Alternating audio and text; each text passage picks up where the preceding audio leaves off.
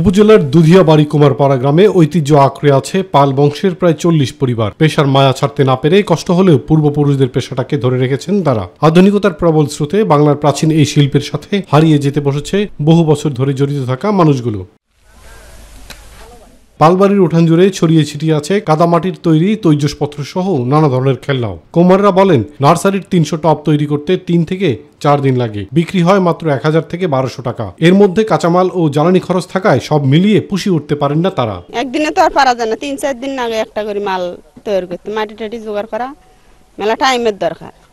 বানানি হিসেবে তোমার মূল্য হয় না। যারা খুব পরিশ্রম করবে না পায় তাদের খুব কষ্ট হয়। বিভিন্ন রকমের আধুনিক জিনিস তৈরি হয়েছে, এই জন্য আমাদের মাটির থালা বাসন বিভিন্ন জিনিস তৈরি পাত্র যেগুলো হয় সেগুলো অবশ্যই ঘাটতি হচ্ছে, আগের মতো চলতেছে না। সব জিনিসের দাম বাড়তেছে। এর কাঠি গুড়ে ৬ মেলাকে কিনতে আমরা ১২০ টাকা, ১০ টাকা, ১৫০ টাকা, সে গুড়ে নেওয়া হচ্ছে আমাদের ৫ থেকে ৬০০ টাকা নিতে হচ্ছে।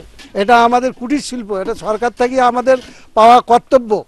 আমাদের মিশিং টিশিং কিছু নাই, হয়তো যদি কিছু সাহায্য করতো আমরা আরো ভালো উন্নত করতে পারতাম। স্থানীয় সমাজসেবা কর্মকর্তা জানান, অধিদপ্তর অসহায় ও অনগ্রসর জনগোষ্ঠীর জীবনমান উন্নয়নের জন্য কাজ করছে। এই প্রকল্পের আওতায় মৃৎশিল্প ধরে রাখার চেষ্টাও চলছে। এরই মধ্যে জরিপ করে তালিকা পাঠানো হয়েছে। তাদের সন্তানদের জন্য শিক্ষা উপবৃত্তি প্রদান সহ অন্যান্য ভাতা কার্যক্রমও চালু আছে। তাদের যে ছেলেমেয়ে রয়েছে তাদের শিক্ষার জন্য আমাদের কার্যালয় থেকে অলরেডি শিক্ষা উপবৃত্তি দেওয়া হচ্ছে, তারা যাতে পড়াশোনা করে স্বাবলম্বী হতে পারে। পাশাপাশি হচ্ছে যে তাদের জীবনমান উন্নয়নের জন্য ভাতা কার্যক্রম চালু আছে। সমাজসেবা অধিদপ্তরের সুবিধা পেলে কুমারদের দুরবস্থা কিছুটা কমে আসবে বলে মনে করেন স্থানীয় উপজেলা নির্বাহী কর্মকর্তা।